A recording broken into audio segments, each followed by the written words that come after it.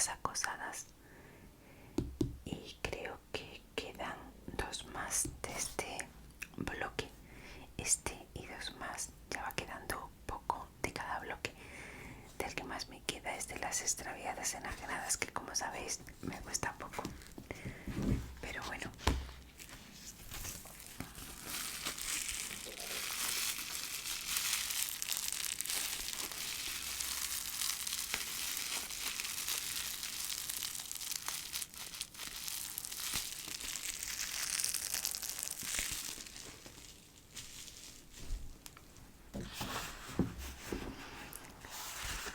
Y bueno, vamos a empezar con el true crime, con esta historia. No sé si os gusta más así muy cerquita del micrófono o así más lejos. Me lo decís, y si os gusta más cerca, pues en el próximo hacemos uno más cerquita del micrófono. Y bueno, chicos, vamos al tema. Esta señora, como sabéis, este libro lo leí hace mucho tiempo, entonces no recuerdo las historias. Entonces la voy a llamar señora por llamarla de alguna manera. Al final del libro ya, bueno, del libro no, de la historia, ya os diré si realmente considero que era una señora o no. Y bueno, vamos allá. Iluminada Ramos Vázquez, la pena del azadón. Ese es el título de este capítulo. El breve resumen que siempre traen estos capítulos dice: el hombre pisaba un terreno bollado por el recuerdo. Perseguía a una mujer que era madre soltera, presuponiendo que aquello la convertía en una presa fácil. Utilizó todas sus posibilidades para acorralarla y conseguirla, pero luego traicionó las expectativas sin importarle la brusquedad. Según se puede vislumbrar así a simple vista del resumen, pues algo le haría a este hombre que esta mujer se tomó la justicia por su mano, cosa que no compartimos, pero que en determinadas circunstancias, y habrá que ver cuáles son las de este caso, podemos entender. Pero bueno, vamos allá. Un escándalo me ha salido ese, vamos allá. Bueno, chicos, si me toco más el pelo de la cuenta es porque como está tipo aleonado, pues se me viene y me molesta para leer.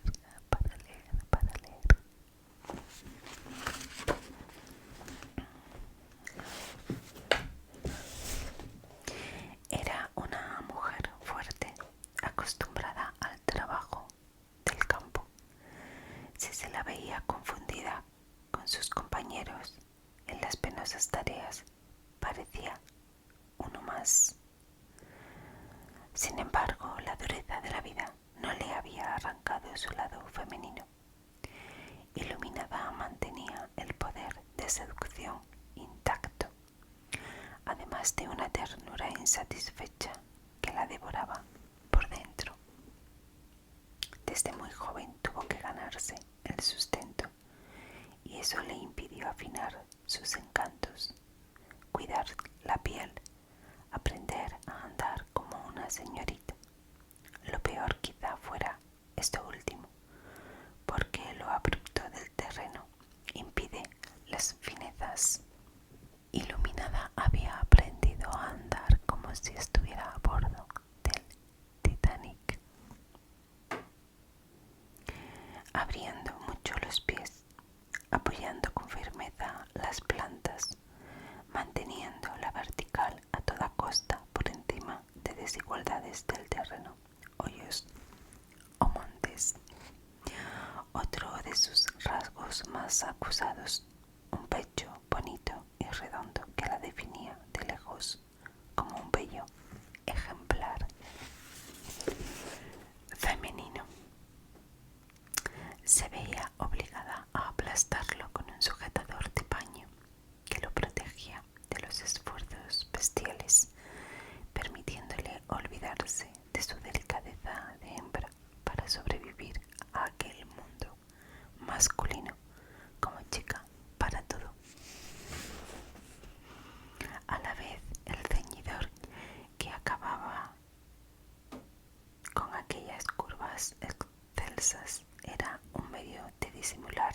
su atractivo, que en tiempos había llegado a avergonzarla sin tener por qué, pero que todavía podía traerle complicaciones de las que huía, como aquella de la persecución de su compañero de trabajo, Javier Domínguez Escobar, un mozo espabilado que había descubierto aquel rotundo cuerpo debajo del traje de faena. Javier estaba seguro de rendir su resistencia, por lo que trataba de convertirse en su sombra.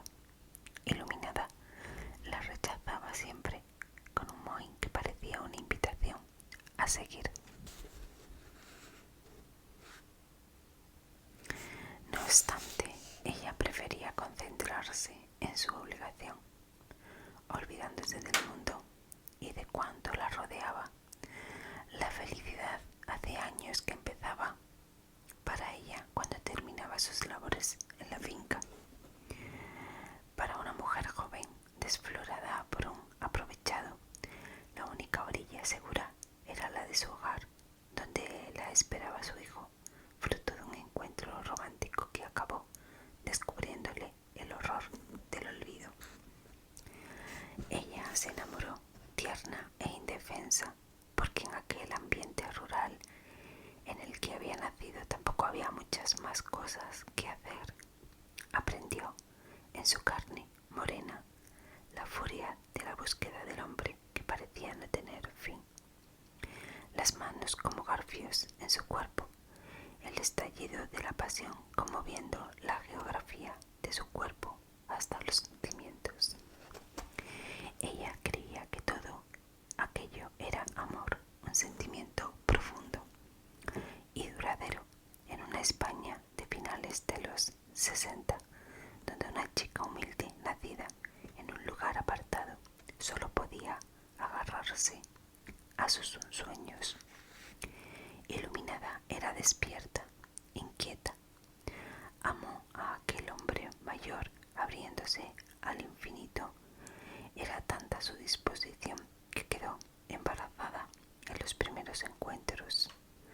Tardó en decírselo porque se vio sobrecogida por las dudas. Temerosa, asustada, especialmente angustiada ante la posibilidad de que hubiera hecho algo mal, por ejemplo, fecundar un óvulo, como si eso dependiera de su voluntad.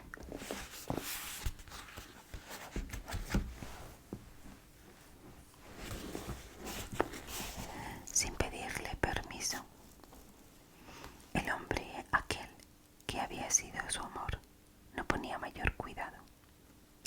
Parecía confiar en que ella sabría resolver sin peligro, aunque otra vez con amargura tendría que descubrir que en realidad ella y su óvulo fecundado le importaban bastante poco. Cuando le dijo que estaba embarazada, la reacción fue la esperada, la más temida. Él hasta la ofendió, poniendo en duda que hubiera nacido de su semilla. Iluminada se hundió en el llanto, entregada, incapaz de luchar. Aquel hombre que la había desgarrado de amor se llevó también su romanticismo trasnochado. Se prometió a sí misma que se mantendría a suficiente distancia de los hombres para que no volvieran a aprovecharse de su ingenuidad.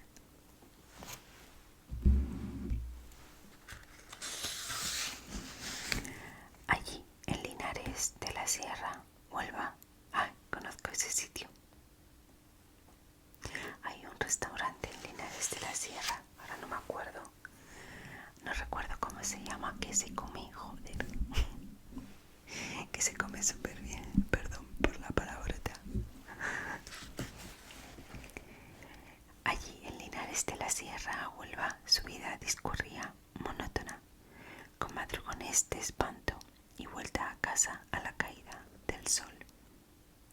Las obligaciones la mantenían debajo de un árbol a la hora de comer, compartiendo con los equipos de labor horas y horas durante las que había tiempo para todo.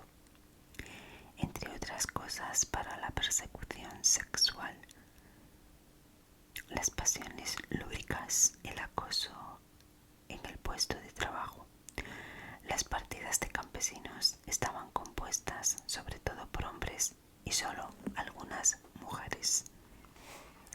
Las esposas de los labradores y una joven como ella, obligada a buscarse el pan para alimentar el fruto de su vientre, se perdían en aquel intenso fragor. Ella no se arrepentía de haber elegido el camino más duro, incluso estaba convencida de que le serviría de purga contra las entregas incondicionales, los amores engañosos y los tipos bravucones que buscaban una hembra para abandonarla usada y rota. Se me engancha el pelo en el antipop. Sin embargo, la hipocresía del país la tenía señalada. Era joven, apetecible, necesitada y madre soltera. Las señoras decentes se sonreían al verla pasar y los hombres creían que estaban ante un objeto de todo uso. El campo no era así solo un trabajo, sino también un refugio y una liberación. Hasta allí no llegaban los señoritos tarambana a los que a veces tenía que aguantar en su ocio. Allí solo debía sustraerse a la persecución de compañeros de trabajo, hombres sedientos de sexo que veían en ella un fácil remedio, pese a sus pechos aplastados bajo el ceñidor. Qué cosas, ¿no? La experiencia de ser madre sin pasar por la vicaría fue traumática, pero compensada más tarde por la dulzura de la propia maternidad.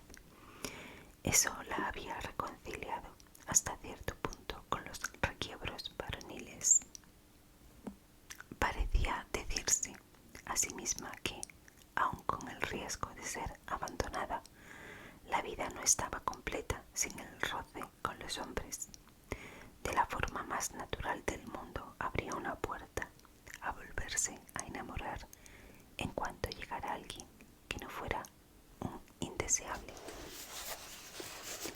Aquel mozo, Javier, delgado y fuerte, tenía facciones finas, con unos ojos soñadores que siempre la miraban con picardía. El amor no había restañado las heridas, pero ya no sangraban. Ella se sentía perseguida, acosada. Javier fue volviéndose omnipresente, como si la siguiera por los senderos de la finca, los pasillos de la casa, las piedras del barbecho. Ella se sentía con ganas de escapar, de dejar el trabajo. Tal vez deseaba enamorarse, pero necesitaba aire para respirar. Todo el aire de la finca estaba en los pulmones de Javier. Pasaba por sus bronquios, por su boca, entre sus dientes. Ella sentía su aliento en la nuca en cuanto se descuidaba. No estaba indefensa, pero casi, porque no acababa de decidirse a denunciarlo, ignorante de si estaba ante un nuevo bandolero de los sentidos o la auténtica oportunidad de reordenar su vida. Iluminada, pensaba a veces, cuando terminaba las tareas de la finca, que sería necesario encontrar un padre para su retoño. Nunca serían una familia sin un padre. Javier le daba el pálpito, podría ser lo que estaba buscando, anclada en aquella extensión de terreno, que era a la vez escondite y altar para el sacrificio. Optó por apostar por el futuro. Aquel hombre tal vez sería su ángel purificador. Por eso se decidió a devolverle los requiebros, vencida por los insistentes requerimientos. Se dispuso a satisfacer sus deseos. Javier era, además de compañero de trabajo, su convecino, por lo que, de resultar bien, lo tendría fácil. Bastaría con elegir dónde habrían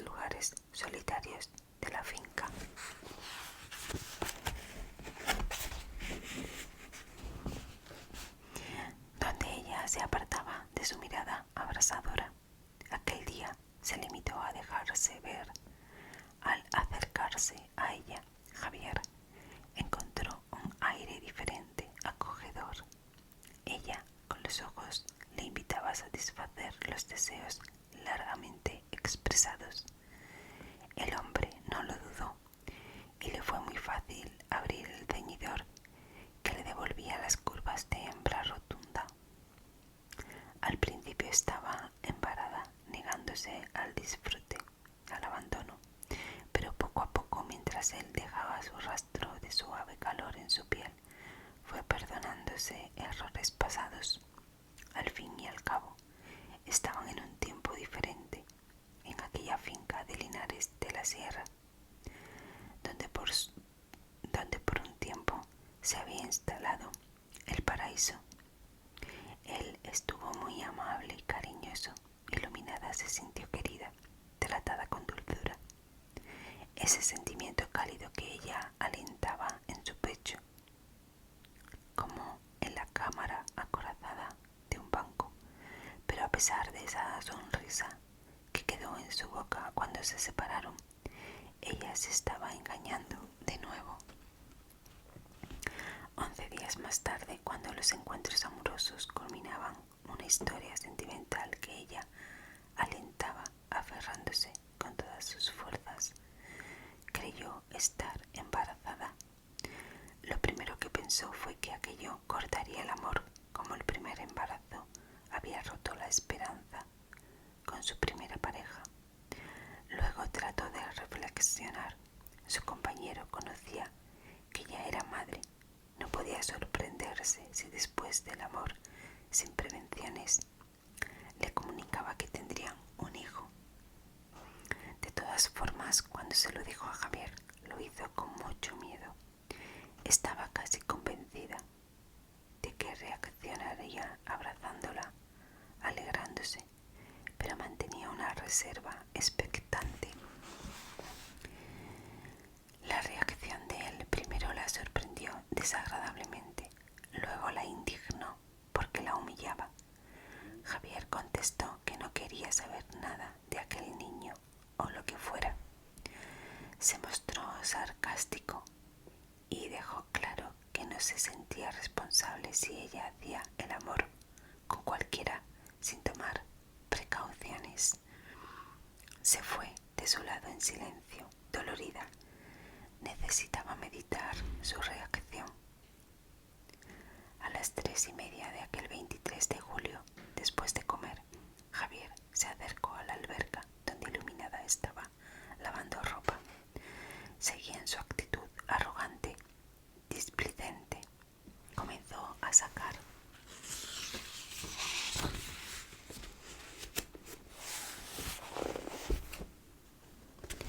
agua sentado con la cabeza baja. Iluminada, que hasta entonces no había podido dar rienda suelta a su rabia, agobiada por la situación, con la cabeza perdida por el amor roto, empuñó un azadón con pala y pico de 28 centímetros y con un mango de madera de 59 centímetros. Cogiendo totalmente desprevenido a su amante, le golpeó con aquella arma improvisada en la cabeza. Le dio 2 veces, dejándolo en un estado tan grave que moriría al día siguiente. Acto seguido, se presentó a la Guardia Civil, ante la que declaró que, no pudiendo resistir la violencia de Javier para abusar de ella, por su fuerza y corpulencia, le golpeó en la cabeza con un zacho para quitárselo de encima. La audiencia de Huelva calificó los hechos de asesinato con alevosía y la condenó a 22 años de reclusión mayor.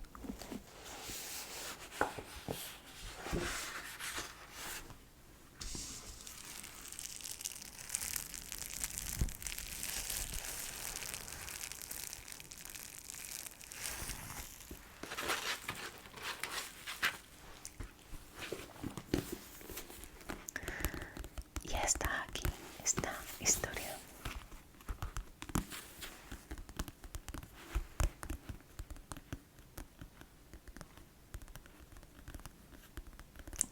Estoy aquí pensativa porque estoy comparándola con el vídeo anterior de Nagore.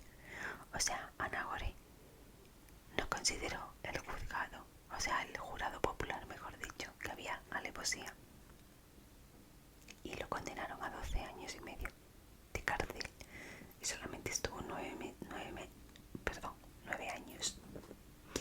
Aquí, pues aquí sí consideraron que había alevosía.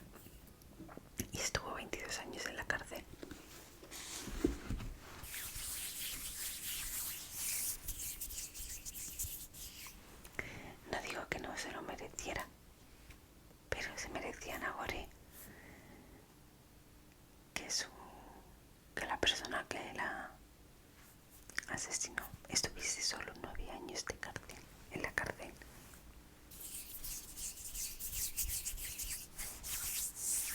Aquí podemos hacer un paralelismo de las dos historias.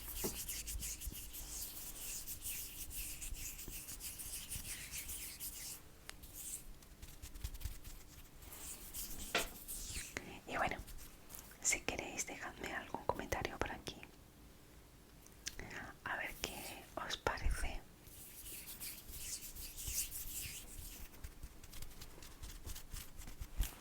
Y quien haya llegado al final del vídeo me puede dejar un corazoncito rojo navideño o un motivo navideño, y así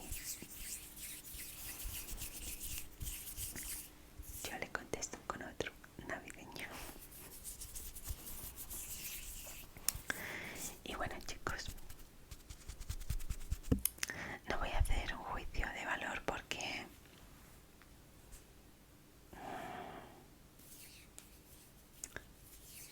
la verdad es que es complicado ponerse en la piel de esa persona. Una persona que ya ha sido, que fue abandonada por otro hombre estando embarazada, que se arriesga, que le vuelva a pasar. Pero claro, eso no es motivo para matar a alguien. No haberte arriesgado, no. Eran otros tiempos en los que ser madre soltera estaba muy mal visto. Al menos aquí en España, no sé, en otros países. Ya gracias a Dios